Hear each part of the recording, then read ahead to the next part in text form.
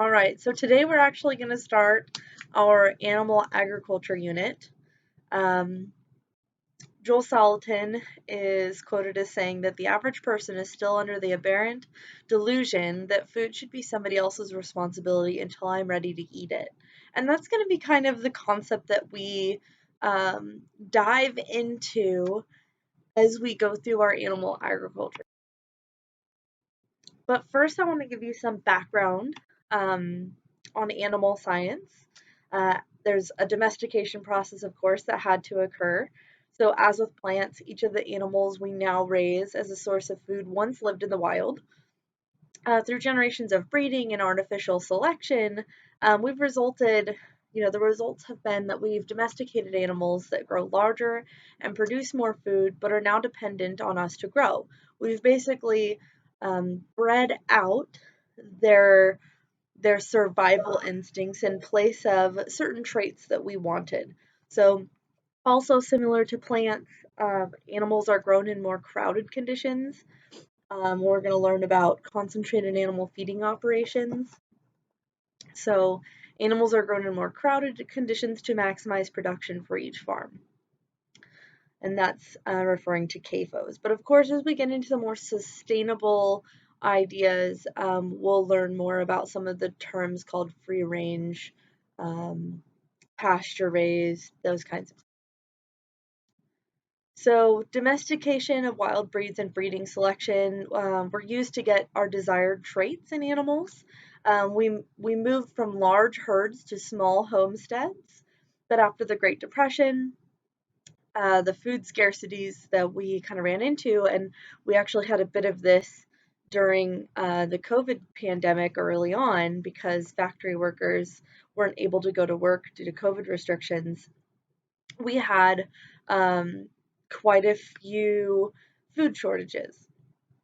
And so ultimately, the food shortages that were after the Great Depression resulted in concentrated animal feeding operations, allowing for economic production of meat products and allowing for more meat consumption at cheaper prices. So basically, once the Great Depression hit, a lot of people couldn't afford, a lot of people couldn't afford to eat meat, and it used to be rationed because there wasn't enough of it. And so, um, ultimately, that kind of gave rise to concentrated animal feeding operations to provide food security and to lessen the price of meat. Because, especially as a college student, you probably recognize more than anybody that meat is the most expensive part of your diet. Whatever your source of protein is, whether or not you eat meat, that generally is going to be what costs you the most at the grocery store. So the idea was, could they make it cheaper? But there's also the idea that, was this idea driven by the fast food industry? Was the fast food industry that really pushed for concentrated operations? So those are some of the questions we're going to explore. But first, let's talk about some history of the animal science industry. So early domestication, we began domesticating animals more than 10,000 years ago, beginning with dogs. Ruminants, which are what we refer to cattle, sheep, and goats as because they have multiple compartments in their digestive system to process food. They don't just have one, well, okay, they do have one stomach, one true stomach, but then they have other compartments that act similarly. They're just not classified as a stomach. So ruminants were the first food animals to be domesticated, followed by pigs, possibly just to dispose of table scraps and waste products. Horses and cattle were domesticated primarily for transportation and draft work purposes. They were the tractors before tractors. Early people found animals that form large herds or flocks and eat a wide variety of foods were ultimately easier to domesticate. Look at this adorable goat sitting on his mountain, staring off into the distance, thinking about great and wonderful things. Deep thoughts there for that goat. So early domestication. Domestication involves more than just simply taming. Animals are considered to be domesticated when they're kept for a distinct purpose. Humans control their breeding. Their survival then depends on humans. They develop traits that are not found in the wild. Domestication ultimately allowed us to contain animals with the right temperament, have a steady food supply, use animals for companionship and religious purposes as well as draft work. Remember, they were our tractors. In return, the animals received protection and a constant food supply. Selective breeding occurred as humans got rid of animals with undesirable traits, not allowing them to reproduce. So what we generally refer to as undesirable traits, maybe if they were trying to domesticate a cow for milk production, they would basically not keep the cows that didn't produce a lot of milk. Or if it was for beef production, they would not keep the cattle that weren't good at putting on muscle and fat, that kind of thing. So at the very beginning of domestication, it was truly just selective breeding. We're going to keep these five and breed them to this bull because they have the traits that we want, and we're going to get, these ones are going to go. We're not going to keep this gene pool needs to go away, that kind of thing. So which of these animals was domesticated first? I want you to list these in order that you think they were domesticated, either on your notes page or in the chat. Cattle, horses, goats, chickens, pigs, turkeys, or sheep. So I just want you to list what order you think that they were domesticated in. I'll give you a few minutes to throw it in the chat.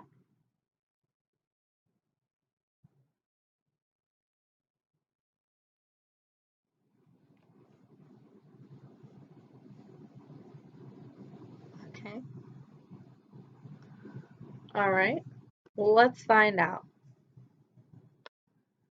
So sheep were domesticated between 11,000 and 15,000 years ago in the mountains of southeastern Europe. So I'm going to go through each one of them, not necessarily in order, and then I'll give you the timeline. Um, so these were domesticated in the mountains of southeast Europe and central southwest Asia. This included the countries of Greece, Kazakhstan, Turkey, Hungary, Uzbekistan, Syria, Yugoslavia, Turkmenistan, um, Iraq, Romania, Tajikistan, sorry for my pronunciation, Bulgaria, Afghanistan, and Iran. They were favorable because of their wool and their meat, for which they are still used for today. They're a very versatile breed, and what's great is when you shear their wool, it just keeps growing back. So at the dawn of time, basically, it was a great source for textiles, for clothing. We'll call it sustainable, okay? And it was very cultural. Sheep are even listed in the Bible. A lot of our early domestication documents and cave drawings show sheep and even goats being a large part of cultural movements. Because of selective breeding for traits and other results of domestication, sheep are the only species of livestock that would be unable to return to the wild. So if we decided tomorrow that it is completely inhumane for us to use sheep for any reason, we would not be able to just release them into the wild because we've bred the domesticated sheep have had all of their kind of like the wild bred out of them. They don't have instincts anymore to protect themselves. They don't have a lot of the natural traits that we see in the few wild breeds of sheep that are still out in the mountains. So it would be very inhumane for us to just, let them free because they're very susceptible to a lot of predation. They really can't protect themselves. Although I will show you some really funny examples of some rogue sheep that went out on their own for years at a time. So here's just a little map of where some of those um, origins are located. So cattle were domesticated between 10,000 and 15,000 years ago near the boundary of Europe and Asia and or Southwest Asia. This area includes the countries, sorry, I'm really yawn, countries of Russia, Turkey, Ukraine, Syria, Moldavia, Turkmenistan, Iran, and Iraq. In the beginning, cattle were used mainly for meat, milk, and labor, meaning, we used them for draft work purposes. But eventually they were replaced by horses in most of the draft work when they were, once horses were domesticated. So here you can kind of see where they came from. Cattle are my favorite, along with goats. So horses were domesticated about 5,000 years ago. They were domesticated in Eastern Europe and Western Asia. This area includes the countries of Mongolia and Siberia. Fun fact, horses were actually brought to the Americas when we started coming over and doing terrible things. So the horses did not originate in the Americas. They originated in Eastern Europe and Western Asia, and then they were brought over once we started migrating west. So originally horses were used for meat and milk, but eventually became useful as pack and draft animals as well. And now, of course, there's a very large use for horses as really companion animals and for recreational purposes. Pigs were domesticated between 5,000 and 9,000 years ago. They were first domesticated in the Middle East, in Mesopotamia, such as countries as Syria, Iraq, and Turkey, and then eventually that spread across Asia, Europe, and Africa. They were one of the last to be domesticated because there were a lot of cultural ideas about not eating them. And when they first got domesticated, there was a lot of issues with a worm called, it's escaped my brain, trichomoniasis? I can't remember. But anyways, it's basically, as long as you cook pork all the way through, you're not susceptible to this. But way back when, people were told not to eat pigs because they were unclean, because people would get sick from this worm, basically. Pigs were utilized more in settled farming communities than in nomadic groups because they're difficult to move for long distances. They're not super hardy. They don't do well in the heat. They get stressed very easily, and when they get stressed, it ruins their meat.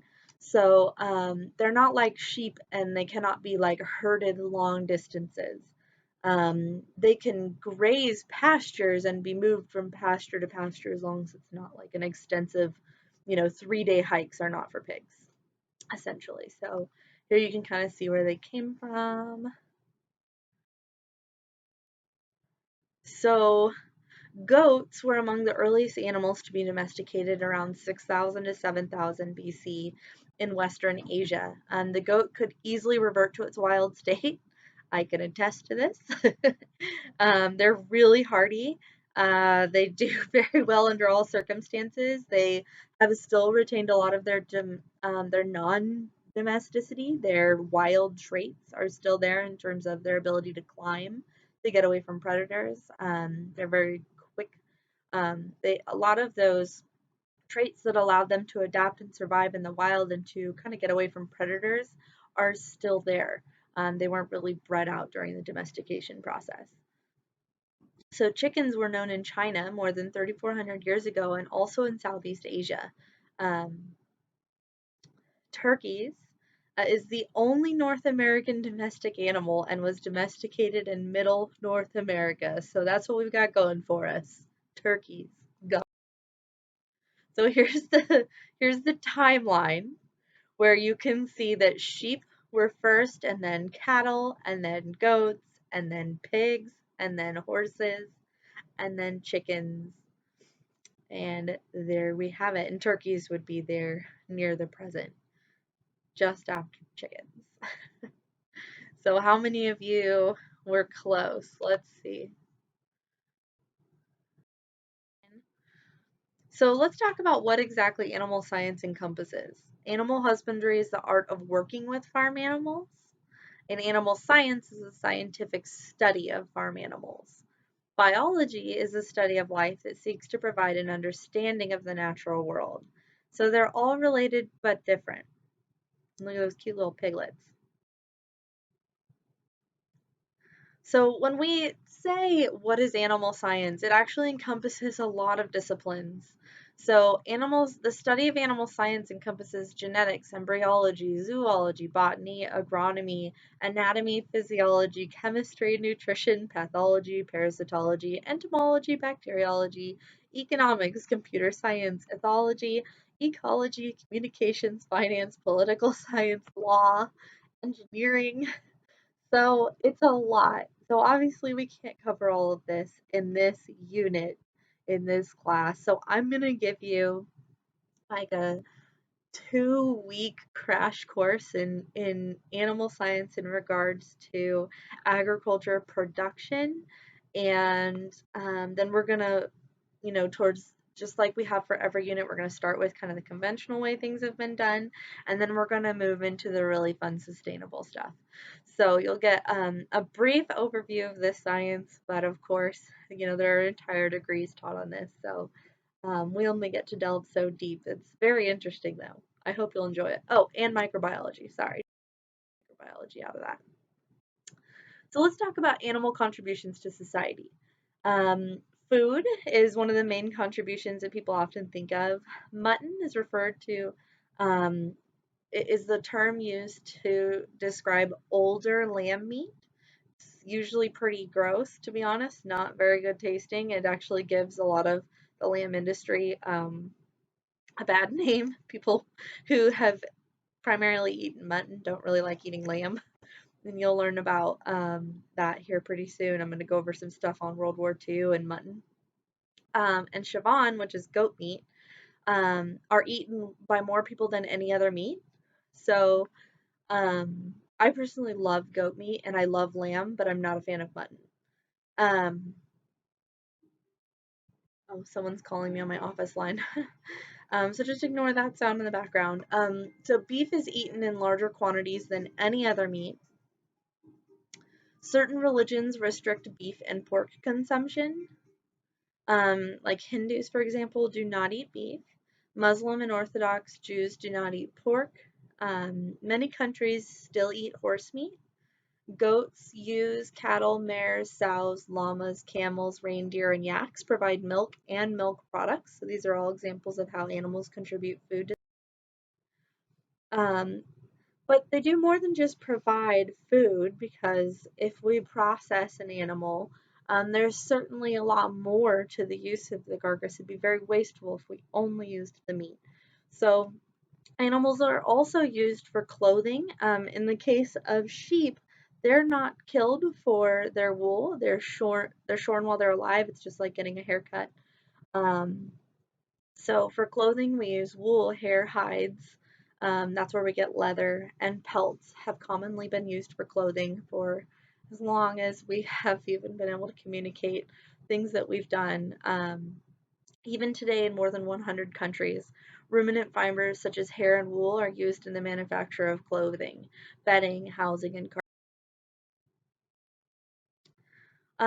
shelter is also part of animals' contributions to society. Their hair and their hides provide material for shelter. For example, hides are used in teepees, while hair is used in plaster. There's something called horse plaster. They're also used for tools. Early man relied on bones and hides for tools. Utensils, bladders, horns, catgut, and dynamite are all animal products that are commonly used. Personal items. Humans use animal products or byproducts for jewelry and perfume. There's even a portion of um, I think it's from the hoof that goes into asphalt for roads. So they've also been used for power. Animals have always been important throughout history for draft work, packing, and transporting humans. In the 1920s, more than 25 million horses were used primarily for draft purposes. Today, in developing countries, animals provide as much as 99% of the power used in agriculture, while 20% of the world's populations depend on animals for moving goods. Excuse me. India has more than 200 million cattle and buffalo, but because cattle are sacred in India, they're not slaughtered for meat. These animals are used to provide power for field work. And so here in this image, you can see the Amish use draft horses a lot as their source of power for field work. And so here you can see a pair of draft horses pulling what appears to be some kind of planting or harvesting equipment. So animals have also been used in war. Animals were used in war for transportation and power. They've been used in recreation for companionship and hobbies or sports such as horseback riding. They've been used in health. Laboratory animals are commonly used for research. Miniature pigs have been used in laboratory research because they closely resemble humans in their pulmonary, cardiac, dental, and even prenatal brain development. And so I'd like to take a moment to tell you a little bit about miniature pigs. A miniature pig is just a baby pig. There's no such thing as miniature pigs. There are pot-bellied pigs that are smaller than some of the other domesticated breeds, but um, miniature pigs are a little bit of a marketing ploy. So I just wanted to kind of bring that up. Cattle and sheep have been used to test artificial organs before use in humans. And humans also use animal products and byproducts in pharmaceuticals. We even use it in our shampoo. So let's talk a little bit about the history of animal agriculture in the United States. So in 1493, Columbus brought livestock to the West Indies. In 1519, Cortez brought cattle and sheep to Mexico.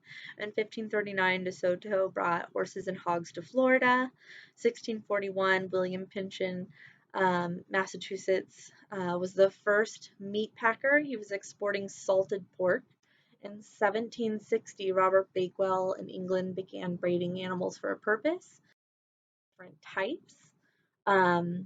1861 to about 65, we started seeing changes occurring during the Civil War. Railroads decreased the need for horses and mules and for stock to be raised where they are consumed. Refrigeration and boxcars allowed shipping of carcasses to population centers. So we started seeing the movement away from homesteads and towards concentrated areas where animals were raised and then shipped to other places. It was no longer common to see livestock in cities. Instead, they were moved out of city limits and transported in now that we have refrigeration. So now animals can be raised in one place, sold in another, and consumed at yet another. So there was some change in tastes. Beef became the most popular during this time. Before the war, pork was the most popular meat, mainly due to the ease of storage, because at that time a lot of it was smoked or salted. But beef became the most popular meat after the war because of basically the invention and use of refrigeration had been more widespread after the war. So in 1862, the Land Grant Act provided public lands for universities to teach agriculture. And in 1872, the Hatch Act established experiment stations. 1914, we see the Smith-Lever Act establishes the Cooperative Extension Service. And as I've said before in this class, I'm never going to ask you like who was the person in 1862 who did that's not the kind of concept I want you to get from this. I want you to kind of just understand how things changed in the animal industry as things became invented or more popularized, and as we eventually basically evolved as a society, how we were able to use refrigeration to to change how we grew and transported, for example. So after World War II, beef got like way more popular, specifically high marbled cuts that were soft and juicy and higher in marbled fats. We call these prime cuts. So prime is the grade that is the most valuable, the most expensive, and the most delicious. It's very tender. So to meet the demand for more and better beef, a new breed of industrial beef producer took advantage of several factors. Consumers wanted marbled beef, which is the kind of meat that you get when you fatten cattle with grain. Grain prices in the 50s were low, so cattle feed was cheap. So then came the introduction of penicillin and other antibiotics, which made it possible for the first time to keep lots of animals in a confined space without uncontrollable epidemics. Okay, so anytime you confine animals into a small space, they tend to get more sick. It's just like when you move into the dorms for your first year, or you move into an apartment complex, or you move from the country into the city. There's a lot more people, a lot more germs, and a lot more concentrated space. So there's more contact and more sickness spread around. And so for the first time, they were able to control this sickness with antibiotics. And so we saw the rise of feedlots, which essentially meant that Dwight Cochran noticed that his firm couldn't get enough prime cuts to into the production system. And so he organized a publicly held company called the Kern County Land Company. And it didn't grow land, but it grew cattle on land, about 35,000 to 50,000 head at one time. It was one of the first large feedlots. The firm turned to the latest research into cattle nutrition to fatten cattle according to rigid specifications, as the company's publicity put it. And so others followed into the feedlot business. Between 1940 and 1969, the number of cattle on farms nearly doubled from 60,818 to well over 106,000 head. But the number of farms producing cattle dropped by around three-quarters, from about 4.85 million farms with cattle in 1940 to only 1.7 million farms in 1969. So ultimately, what we were seeing was a concentration of resources and a decrease in the number of farms, much like we're seeing in the corn industry today. In 1935, the USDA reported that only 5.1% of the nation's 42.8 million beef cattle were being fattened in feedlots. But by 1963, that 5.1% grew to 66% of the steers and heifers harvested in the US were being fed grain, and about 40% of those were from the highly automated beef factories in the West. So we saw a drastic change in the number of cattle that were being fed out and moved into feedlot types. So you can really see kind of how the consumer drove this by wanting marbled cuts of meat and kind of driving the market towards grain-fed products, which is kind of ironic because what we're seeing now is a movement away from that, but we'll get to there.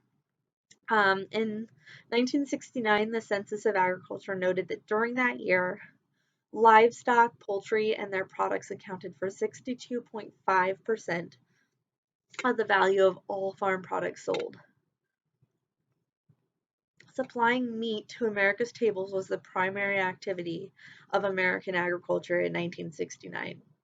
In addition, land use patterns reflected the importance of livestock production.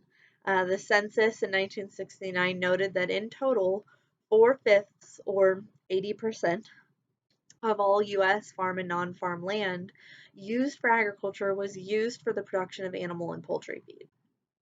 But while livestock numbers continued to increase through this period, the number of farms producing livestock decreased dramatically.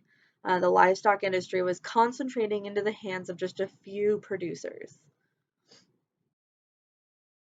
And that trend has continued in quite a few sectors. So in 1960, surveys indicate that people don't consider chicken a viable meat option, which is funny because, as you'll see, that's drastically changing. Poultry starts breeding selection, campaigning as a healthier option, and changes production to create cheaper and healthier alternatives to beef. And when they do this, ultimately they developed a product that gave more meat for less money. So naturally, the American consumer, everybody's living on a budget, started migrating more towards poultry. And that's why it's such a main staple today, because the industry started working towards making it more efficient in their production. So how did they do this? They used confined growth spaces and genetics. This was a consumer-driven change. Consumers wanted cheaper protein. So that's what we ultimately started pushing for poultry. Before 1880, pork was the most popular meat consumed. It was salted and smoked and able to store prior to refrigeration. Bacon, need I say more? So why did they move to a confined operation? Swine smells terrible. If you've never been around pigs, especially in any way, even if they're kept outside, they still smell terrible. Top swine producing states are in extreme temperature regions where there aren't very where it's not as populated. So you can have these giant facilities that smell terrible without, making as many people mad, basically. So Minnesota, Iowa, Illinois, North Carolina, those are the top pork producing states. Pigs don't have much hair to keep them warm and they can't handle heat very well. So even though we've pushed pork production into these extreme temperature regions where no one's at, to stop, basically offending people with their smell, they can't handle the extreme temperature fluctuations between cold winter to hot summer. So containment was kind of the band-aid for this.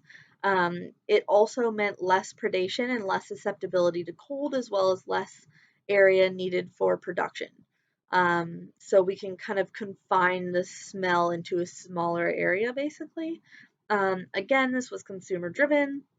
Whatever kept the cost of meat down is what kept the consumer happy. And so that's what drove a lot of these markets. So, as we talk about animal agriculture in the United States, the main sectors of cattle include beef for meat, dairy for milk and eventually meat once a dairy cow stops producing viable amounts of milk. Generally speaking, they are harvested and um, sent for hamburger. They don't make very good steaks or anything like that. Technically, older cattle tend to have less marbling, tougher meat, and are graded out lower. Poultry, we have our layers, which produce eggs, our broilers that produce meat. Swine, we have pork for meat. Sheep, we have wool for textiles or clothing. Um, Lamb for meat. Dairy for milk and meat. And so now we're going to talk about each one of these kind of main sectors in greater detail. So, in regards to cattle, beef and dairy cattle are descendants of aurochs, which were grazing mammals that lived across Europe, northern Africa, India, and Central Asia. They were most likely lived in herds in open grassland areas. Unfortunately, they went extinct in 1627 due to overhunting, loss of habitat, and diseases spread from domesticated cattle. Um, Beef cattle, similar to their ancestors, they begin life on open pasture or rangeland. So we're going to talk about some of the popular beef breeds. We have Angus shown in the upper left-hand quarter, or at least we have Black Angus shown here. There's also Red Angus, but this picture shows Black Angus. We have Limousin shown in the top right, kind of a reddish-orange color, very large-framed animal, usually used for beef production. Angus are also used for beef production. The Herefords are the red and white cattle in the middle on the left-hand side. They're generally a beef breed, very hardy, but because of their white faces, they are susceptible to eye cancer. The Charolais, shown on the middle right, are the white cattle, very large framed, often used for beef production. Um, the bottom left, black animal with a white blazed face, that is a Simmental, also a very large framed breed. And then the Brahman breed is the animal shown in the bottom right with the hump above his shoulders. And if you notice the really loose, flappy skin, that is their kind of ev evolved way to deal with high heat. It's a very good breed to have in areas where there's really high temperatures because their extra skin folds help them um, exude heat faster than other breeds. They have a very, very, very thin um, hair coat as well, so they're able to withstand high. So all cattle are ruminants, meaning they have a large stomach compartment called the rumen that can break plant matter down into a form that they can extract nutrients from. And this process is called fermentation. Bacteria actually digest the plant matter into simpler sugars, and then they regurgitate the material back up into their mouth, um, re-chew it, and then swallow it again before it moves into other compartments for digestion.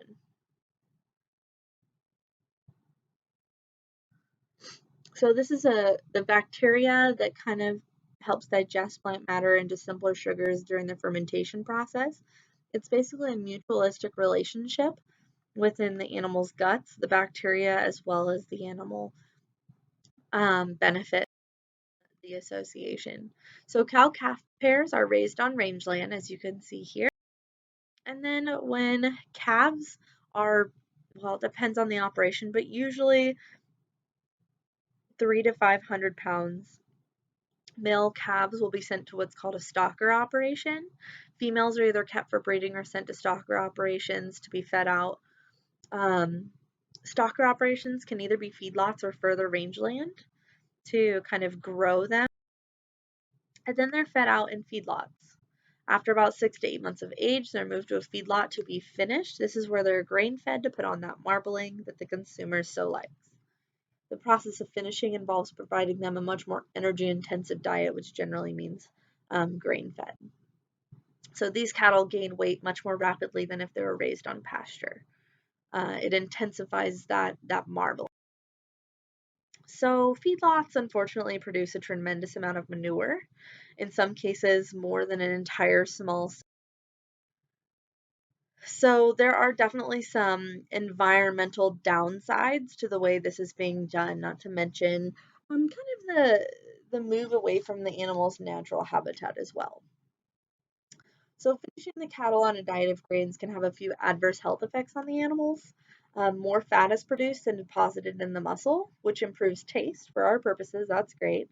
But acidosis is an unusually high rate of acidity in the blood and digestive system that can result if the grain content of the feed is too high as compared to the roughage content. So this is essentially the corn to hay ratio. So animal nutritionists are hired to manage the diet of cattle in feedlots to make sure that this doesn't happen, because when acidosis happens, it ultimately causes the animal to get scours and lose weight. Scours are basically diarrhea. Or it can cause the animal to bloat, which can cause death. And of course, um, if we're trying to ultimately raise these animals to make money, of course, we don't want them uncomfortable, losing weight, or dying. So that's where animal nutrition comes. So we're going to focus a little bit on dairy production in regards to cattle. Dairy cows, like other mammals, produce milk to feed their young. Humans have harnessed this by breeding dairy cattle every 12 to 14 months and then collecting their milk. Calves are raised separately within 24 hours of birth. They're bottle fed, used for veal, or to be put back into the herd as either a milk cow or a bull, or in some instances, we create what's called a Gomer bull, which means that they surgically move their penis to their side so that they can't actually breed cattle, but they're used to indicate when a cow is ready to be bred so that we can put her in with the bull we want them to use. It's kind of neat.